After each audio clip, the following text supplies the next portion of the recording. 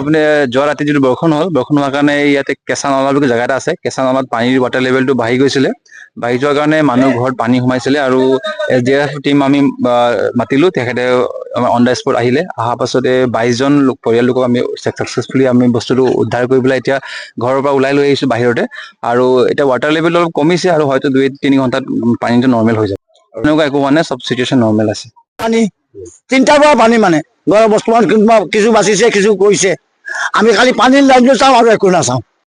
কৰি দিয়া বা চৰকাৰে পানীৰ লাইনটো কৰি দিয়ক। লোকচান হৈছে দাদা, মোৰতো একেবাৰে ইমানখন পানী ঘৰৰ ভিতৰত এক কঁকাল। এই পানীটোৰ কাৰণে লাইন কৰি দিয়ক। কোনো আমি চৰকাৰৰ ওচৰত চোৱা নাই।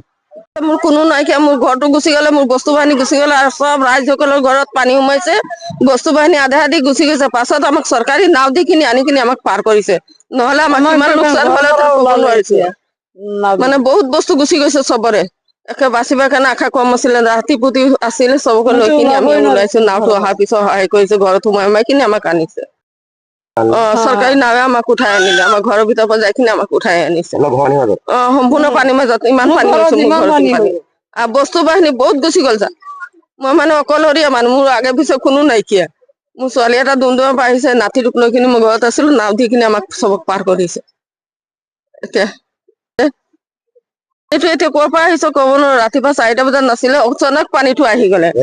কেঁচা নলা ঘৰৰ ওচৰত কেঁচা নলা পানী বাঢ়িলে।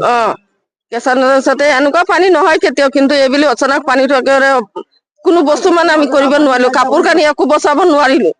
একদম ফৰ্চে পানী চব সোমাই গ'লে ঘৰৰ ভিতৰত।